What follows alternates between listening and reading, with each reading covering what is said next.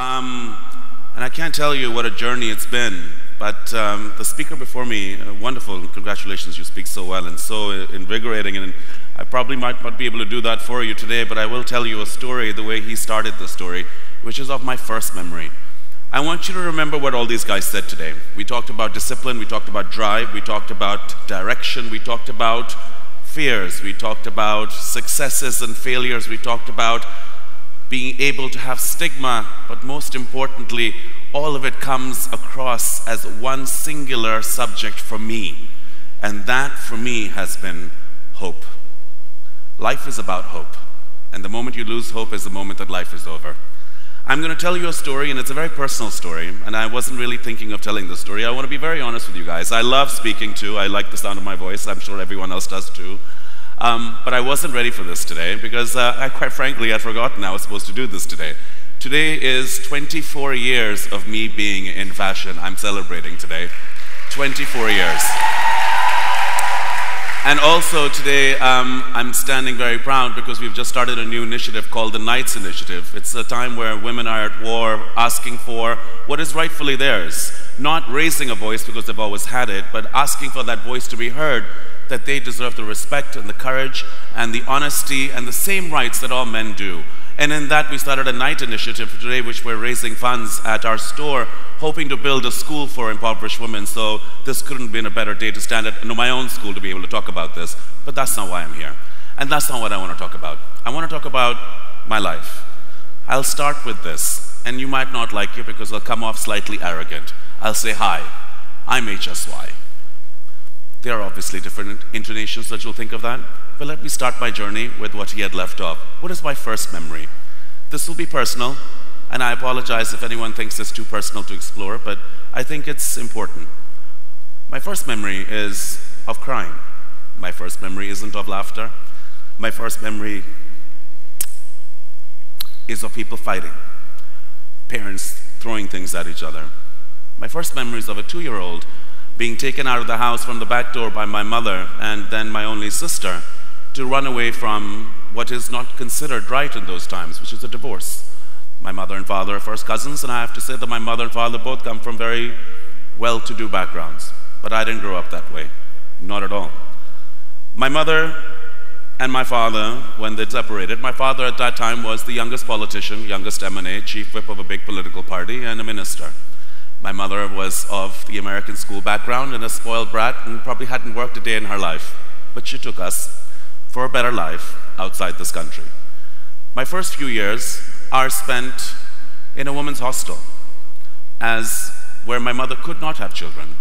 My first 3 years of my life, I don't think I even uttered a word because we were snuck in and snuck out of the window of a women's hostel where we would live with my mother on a single mattress. Our television was nothing. My sister and I would draw it on a wall and pretend it was there. Our didn't have closets. We used to have a little Hitachi box, which used to be our television screen, our closet, our refrigerator, you name it. I used to understand what being in silence was because I knew exactly how to live in silence and lived in my world and my imagination. If that wasn't hard enough, and it doesn't change you, that wasn't just the only thing that life would throw on. And I want you to keep counting these because I want you to know that there was only one way that you're going to come out of any of those. This is the first word that I told you. We moved to London. I was 8 years old. We moved with my sister and my mother, and we didn't move to London and, oh, we're going to London, we're going to Harrods and Sexy Fish and Hassan and all of the cool things. No, we were in horrible side of London where my mother worked 3 jobs. At the age of 8, I used to walk to school very far away. And unfortunately, we lost custody of my sister, who I would never see for the next 10 years of my life. Moved back to Dubai, where my mother worked again. At the age of 11, I got my first job. At the age of 11, I used to help her out in a grocery store and put away the items while she would work. Not allowed, but we would do it. At the age of 12, we moved to the United States. And at the age of 12, we started our life all over again. She used to have 4 jobs. She used to pump gas in a petrol pump. She used to babysit children. I used to teach English because that was the one thing that I knew how to do. And I used to put books away in a library. It didn't bother me. I used to go to school where all the best kids went to school because my mother made sure that I got best education, but I didn't go in a car. I walked. I didn't even have a bike. After that, my sister came back and I found my life again. I was 16 years old at the top of my life, living in the United States, and suddenly I was back to normal, working 2 jobs. My mother was working 4 jobs. My sister was working 2 jobs. My father was rich. My family was rich. It didn't matter. I was never angry. I was never upset. Came back to Pakistan for 4 days, only 4 days at the age of 16. Life all set, all normal, everything done, and came back to get our green card. It was how it was done. You came back to the country of origin to get your green card to go back to the United States of America. Came back for 4 days not knowing a word of Urdu, not understanding what this country was, because you have to remember, I left when I was 1 year old. Had blonde hair with hair down to here with a big flip. I was like, yo, what's going on, man? This is like a cool city. Wow, I love it. So many cousins. Loving it. But 4 days later, we go to the American embassy, and by that time, they have found out who my father is, and they take our passport and they cut it into half. And they tell us, I cannot go back to the United States for the next 10 years. I'm in Pakistan. No job, no education, no future. My mother gets a job here, and I'm 16. The job paid her 4,000 rupees a month. Say that to yourself now. 4,000 rupees a month. With that job, she went and wanted to put me to school. Not a single school would take me. The family wanted to help, but my mother is a proud, strong, independent woman. She was brought up with great luxury, but she told us that we must work for it. So no school would take me. We couldn't afford American school. I couldn't afford any school, so I walked over to a school that I'd seen down the street where all my cousins went. The not-so-rich ones, the super-rich ones went to LAS, and the semi-rich ones went to this beautiful campus in Defense called Beacon House. I found out where the head office was. I walked in, didn't have money to go, so you have to understand, in those days the office used to be in Gulberg, and we used to live in a small little 5-marla upstairs, 1-bedroom space that we used to share with 2 families. And I walked there, and I walked into the office of Miss Moni Kasuri, and I said, my mother's inside.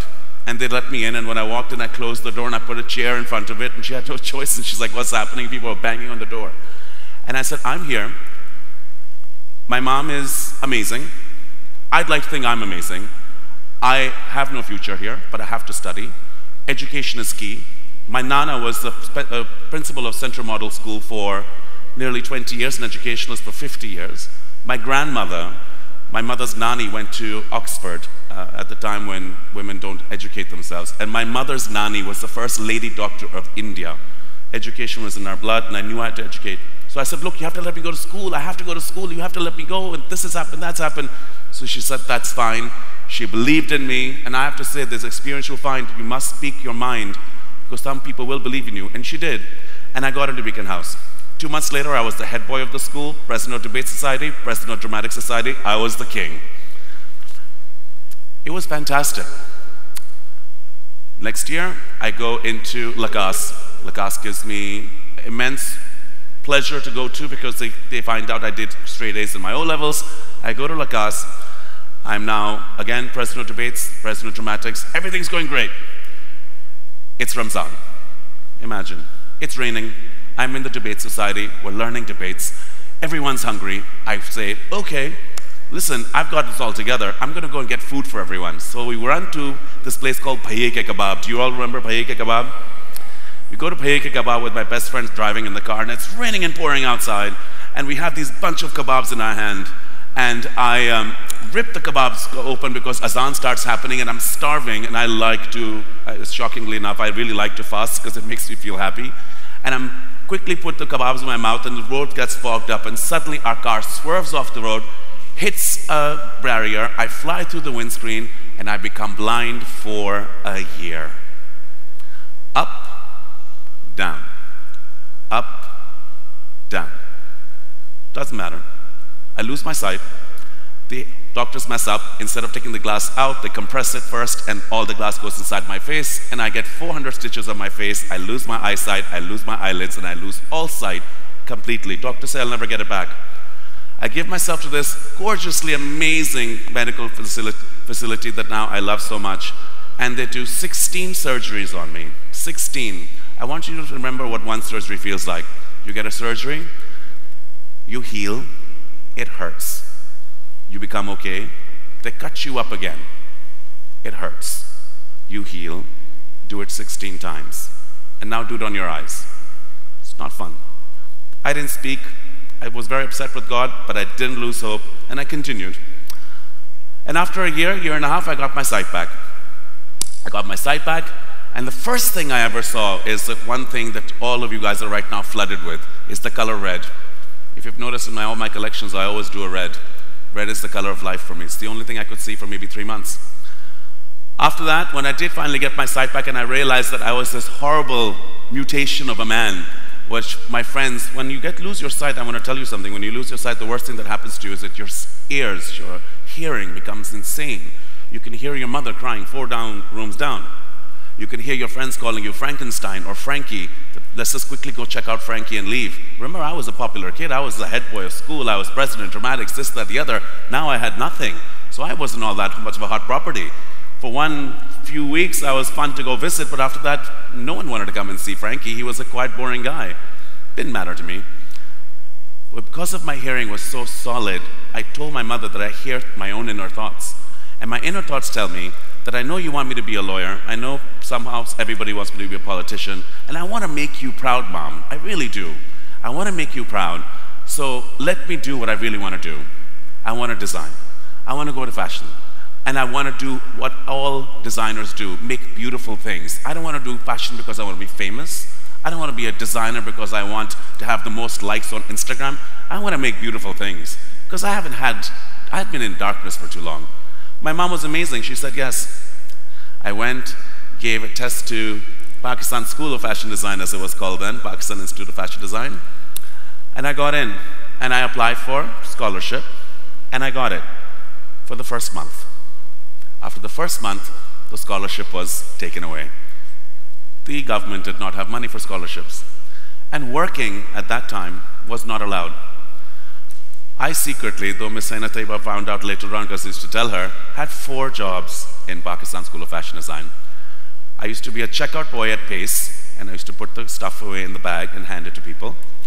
I used to be a painter, i.e. a painter and bricklayer who used to stand at Main Market where they pick up workers in Sheheryar kameez on the weekend, and I used to hold the bricks. And I was one of the people who put the bricks down when Pace was being built. And besides that, I used to go and glue bags together at a glue factory for leather where I would wear a mask, and I used to be so nauseous that I used to be vomiting the entire day, and the school used to think that I was perhaps on some kind of chemicals myself. I didn't have the guts to tell them that I was inhaling so much fume that I couldn't keep my face straight. I graduated at the top of my class at PIFD, and I gave the valedictorian speech with my best friend Mahin Kardar Ali. It was an amazing moment. Then what happened? Now I'm famous because by this time I'm already directing shows. I'm HSY in the sense of the word that people know me. I've graduated with best honors from an amazing school. Fashion is booming. No one would hire me. I'm a guy in a world of fashion where designers were just still trying to go around their either fragile egos or a business they didn't want anyone in. My best friends wouldn't hire me because my mother didn't have the money. And whatever money I had made, which I had made quite a bit in those 4 years, mind you, I got my sister married off. So I was strapped, but it didn't matter.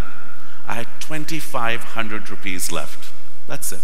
2,500 rupees left. That was the last thing in my wallet. And a Juki, not even a Juki, rocket ki machine without a machine in it. I told my mother on 5th December 2000, by that time everyone already knew me as HSY, but I didn't have a brand. I said, I'm going to start a brand. So I took this machine, went to Anarkali on a rickshaw, came back, put it in, it cost me 2,000 rupees, and with the rest I bought threads and big kenchi and some rulers, but I had no money for fabric.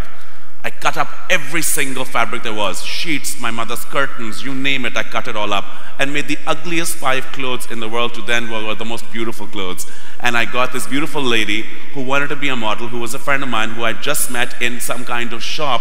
Her name was Iman Ali. And she said, I want to be a model. And I said, yeah, that's a great idea. You're beautiful.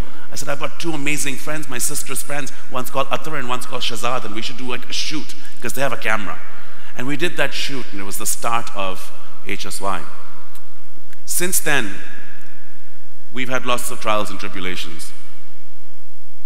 And I want to now say again, today HSY is zero debt, zero loan, zero investor. We are one of the largest brands in the country. We've never taken a single penny.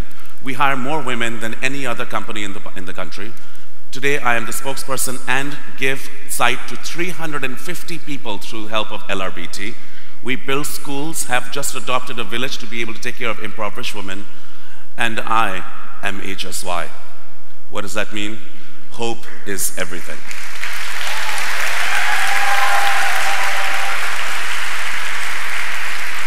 So with that note, I don't want to depress you. I want to excite you. I don't want to put you down and leave you with a tear. I want to tell you this. None of it has broken me. None of it has made me feel I'm less or I'm more. I don't have a superiority conflict, as much as it may seem to a lot of people. I'm just shy. I have no inferiority complex because I've never felt I'm inferior to anyone. I believe in only one thing, which is what I think everyone has spoken about, from the amazing gentleman who flies and still rides a bike and talks about going to journeys at the age of 62, to the amazing boy who I've worked with, Hashim, who truly knows no impossibility. The gentleman here who spoke about having addictions of likability or not likability, but still stands here like one of the most likable personalities I've come across in so long. And the gentleman who could make us laugh by talking about Shahid Afridi's oh, and still get us going. What all do they have? They have hope. They have hope for a better life. And they have hope that they can be better. So on that note, I tell you this, you are the future of our country. You are the future of this industry. We worked really hard to build it. Now you have to take it on forward. Don't worry about if you have talent. Don't worry if you have good enough or not. Just worry that you always have hope. Thank you.